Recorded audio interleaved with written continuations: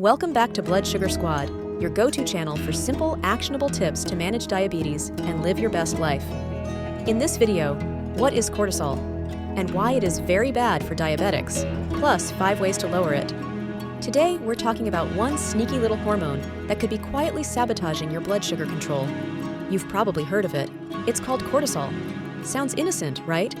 But if you're living with diabetes, cortisol might be doing more harm than you realize. So let's break it down. What is cortisol, how it works, and most importantly, why it's very bad for people with diabetes. And stick around until the end. We'll give you 5 practical ways to lower your cortisol starting today. Part 1. What is cortisol? Let's start with the basics. Cortisol is a hormone produced by your adrenal glands, 2 little guys that sit on top of your kidneys. It's often called the stress hormone, but that's just part of the story. Cortisol helps regulate metabolism, controls inflammation, and plays a key role in your sleep-wake cycle. But most famously, it's released during times of stress, whether that's physical, emotional, or mental. Here's how it works.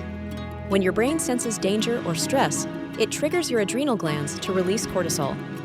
This is part of what's known as the fight or flight response. Your heart rate goes up, your muscles get ready for action, and your body releases energy, specifically glucose, into your bloodstream. Cortisol tells your liver, hey, release more glucose. We might need it to run from a tiger. That was useful when stress meant immediate physical danger. But today, stress is more likely to come from traffic jams, work deadlines, bills, or, you guessed it, diabetes management itself. So your body's still releasing cortisol like you're in a jungle, even though you're just stuck on hold with your insurance company. And here's the kicker. Cortisol doesn't just come and go.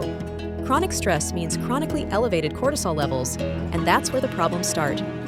Part 2. Why cortisol is very bad for diabetics. I've said this in several other Blood Sugar Squad videos, and I will say it again. Stress equals cortisol, which equals higher blood sugar. Whether you have type 1, type 2, or prediabetes, cortisol can throw a serious wrench into your blood sugar control. Why? Because cortisol raises blood sugar levels. That's literally part of its job. When cortisol tells your liver to dump glucose into your blood, you get a spike. Now, if you're insulin resistant or don't produce enough insulin, guess what? That glucose just sits there, raising your blood sugar and putting pressure on your pancreas. And it doesn't stop there. Chronically high cortisol can also increase insulin resistance, promote belly fat, especially visceral fat around your organs, disrupt your sleep, which makes blood sugar even harder to manage, increase cravings for sugar and carbs, worsen mood and motivation, making it harder to stick to your plan. It's a vicious cycle. You feel stressed, maybe because of your numbers. Cortisol goes up, your blood sugar spikes, you feel worse, you eat more, your sleep suffers, and the whole cycle starts again. Even worse, many people don't realize that things like poor sleep, overcaffeination, over-exercising without recovery, or even too much worrying about your blood sugar can all trigger a cortisol surge. So if you've ever looked at your CGM or fingerstick and thought, why is my blood sugar high? I didn't even eat anything. Cortisol could be the reason. Let's pause here. This is not your fault. Life is stressful, diabetes is stressful. But the good news is, you can take back some control. And that's what Part 3 is all about. Part 3. 5 ways to lower cortisol. Here are 5 science-backed, practical ways to reduce cortisol and improve your blood sugar at the same time. Number 1. Get better sleep. Poor sleep, like stress, equals high cortisol, which equals high blood sugar. It's that simple. Prioritize 7 to 9 hours of quality sleep. Try to keep a consistent sleep schedule and avoid screens or devices an hour before bedtime. Number 2. Practice deep breathing or meditation. Even 5 minutes of slow diaphragmatic breathing can reduce cortisol levels. There are apps like Insight Timer, Calm, or even YouTube videos that can help. Number 3.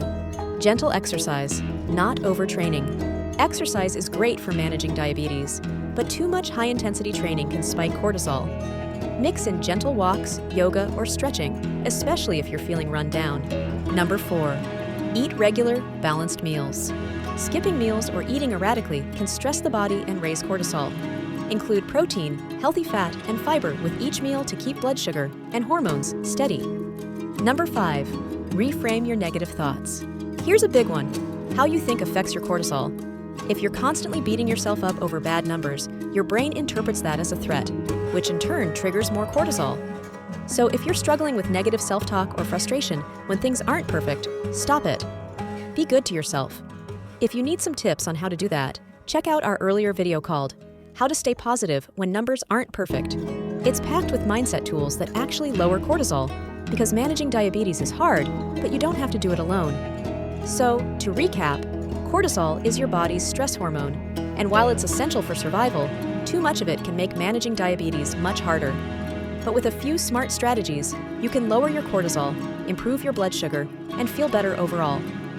If this video helped you, be sure to hit the like button, subscribe, and drop a comment about your favorite way to de-stress. Until next time, stay strong, stay sweet, but not too sweet, and keep thriving with the Blood Sugar Squad.